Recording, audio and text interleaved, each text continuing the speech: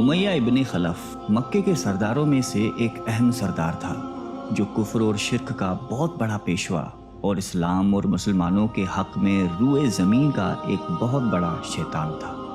एक दिन उसको पता चला कि उसके किसी गुलाम ने बुतों को पूजने से इनकार करके किसी और को माबूद बना रखा है।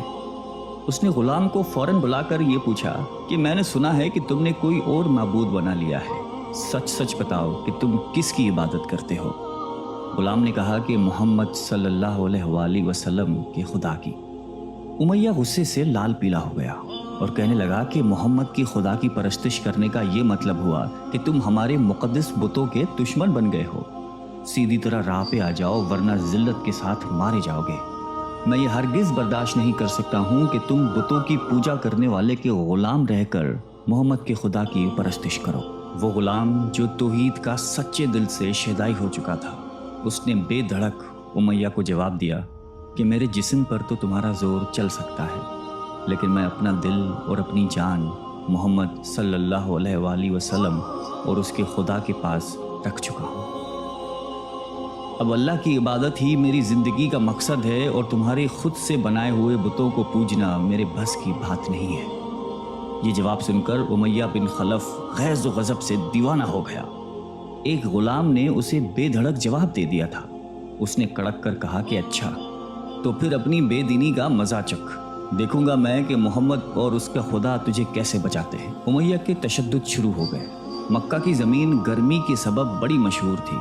उमय्या अपने गुलाम को दोपहर की तपती धूप में ज़मीन पर लिटाकर सीने पर भारी पत्थर रख देता था कि वो करवट ना ले सके।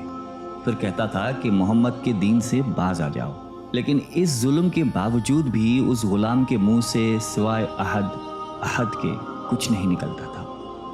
उमय्या मजीद गज़बनाक होकर अज़ियतें मजीद बढ़ाता जाता। एक मर्तबा तो उमय्या ने जुल्म की इंतहा कर दी। पूरा एक दिन और पूरी एक रात गुलाम को भूखा प्यासा रखा और तपती हुई रेत पर लिटाकर उसे तड़पने का तमाशा देख रहा था। उसकी ये कोशिश भी गुलाम को हक से ना हटा सकी। आखिर थक हार कर उमय्या ने मक्के के बदमाश लड़कों को बुलाया और उनसे कहा कि इस गुलाम को इतनी अजियतें दो कि ये मोहम्मद और उसके खुदा का नाम लेना भूल जाए। ये लड़के उमय्या की खुशी हासिल करने के लिए उस बेबस गुलाम को बुरी तरह मारते पीटते थे। जिस्म के कपड़े उतरवाकर लोहे की चादरें पहनाकर तपती धूप में खड़ा कर देते थे, लेकिन गुलाम की ज़बान से अहद के सिवा कुछ नहीं निकलता था। इस्लाम की राह में ये बेपनाह अज़ियतें सहने वाले सहाबी कोई और नहीं बल्कि हज़रत बिलाल हबशी रज़ी अल्लाह ताला अन्हु थे। इन्हीं जुल्म सितम के दौरान एक दिन हज़रत अबू बकर सिद्दीक़ रज़ी अल्लाह ताला अन्हु का उधर से गुज़र हुआ। आप रज़ी अल्लाह ताला अन्हु ने उमय्या से फरमाया कि ए उमय्या, इस बेकस और मजलूम पर इतने जुल्म सितम ना कर। उसने तुम्हारा क्या बिगाड़ा है? वो खुदाए वाहिद की इबादत करता है। अगर तू इस पर एहसान करे तो ये एहसान आखिरत में तेरे काम आएगा। उस पर उमय्या ने निहायत हकारत से कहा कि मैं तुम्हारी इस ख्याली आखिरत के दिन को नहीं मानता। जो मेरे दिल में आएगा मैं तो वही करूँगा। सिद्दीक़ अकबर उस जवाब पर काफ़ी अफसरदा हुए, लेकिन फिर भी आप रज़ी अल्लाह ताला अन्हु ने उसे समझाया कि इस मजलूम पर जुल्म सितम के पहाड़ तोड़ना तेरी शायान शान नहीं है। जिस पर उमय्या ने तंग आकर कहा कि अगर तुम इसके इतने हमदर्द हो तो इसे ख़रीद क्यों नहीं लेते। हज़रत अबू बकर सिद्दीक़ झट तैयार हो गए और फरमाया कि बोलो, क्या दाम लोगे? उमय्या ने कहा कि तुम्हारे पास एक गुलाम है जिसका नाम फस्तात रूमी है, वो मुझे दे दे और इसको ले जा। हज़रत अबू बकर सिद्दीक़ रज़ी अल्लाह ताला अन्हु फ़ौरन ही राज़ी हो गए, जबकि उमय्या का ख्याल था कि फस्तास एक निहायती कारामत गुलाम है जिसकी कीमत ज़्यादा है और हज़रत अबू बकर सिद्दीक़ रज़ी अल्लाह ताला अन्हु उसे देने से इनकार कर देंगे। मगर आप फ़ौरन राज़ी हो गए तो उमय्या को सख्त मायूसी हुई और उसने साथ ही 40 उकिया चांदी की फरमाइश की। उसे भी हज़रत अबू बकर सिद्दीक़ रज़ी अल्लाह ताला अन्हु ने बखुशी अदा कर दिया। हज़रत बिलाल रज़ी अल्लाह ताला अन्हु को साथ लेकर दरबार रिसालत में हाजिर हुए और सारा माजरा कह सुनाया। आप सलातो-सलाम निहायती खुश हुए और फरमाया कि अबू बकर, इस कार खैर में मुझे भी शरीक कर लो। सिद्दीक़ अकबर रज़ी अल्लाह ताला अन्हु ने फरमाया कि या रसूल अल्लाह, मैं इसे खुदा की राह में आज़ाद कर चुका हूँ। ये सुनकर ज़बान रिसालत से सिद्दीक़ अकबर रज़ी अल्लाह ताला अन्हु के लिए कलमा रहमत जारी हो गए।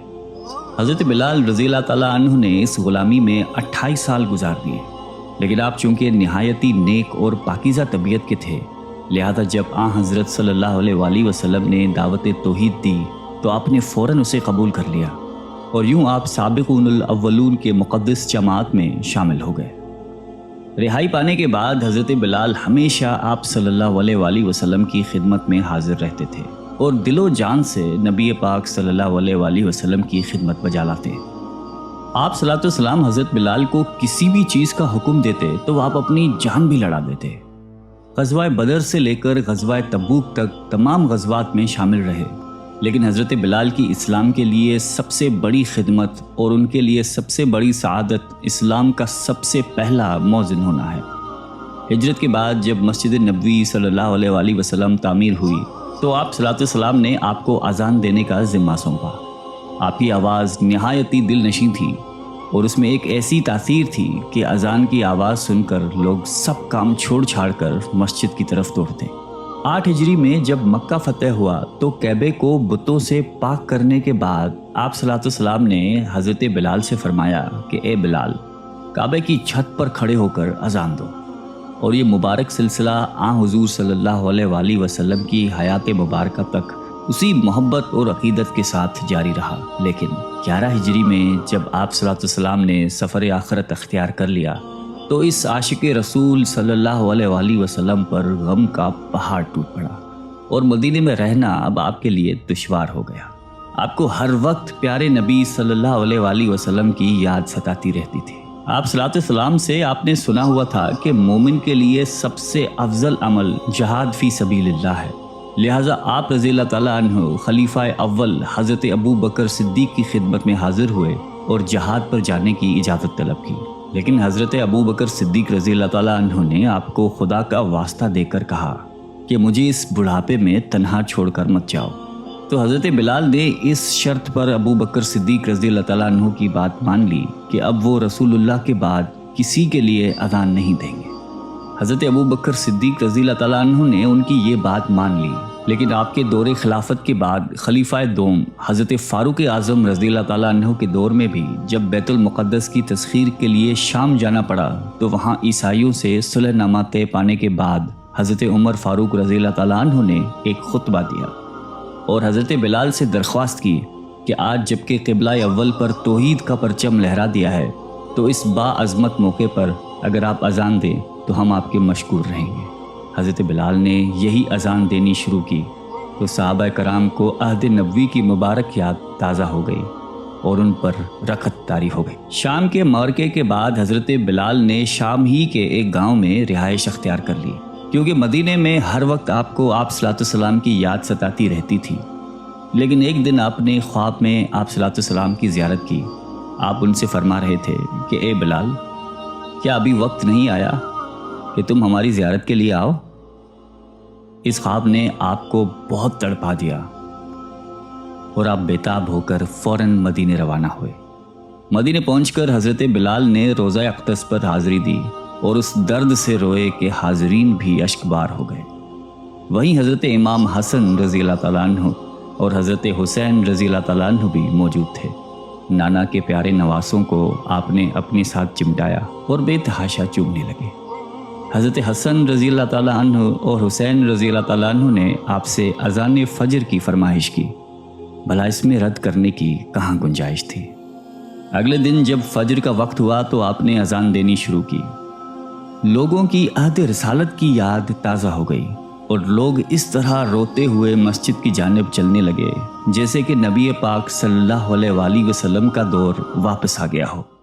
ایسا دردناک منظر اس کے علاوہ کبھی دیکھنے میں نہیں آیا۔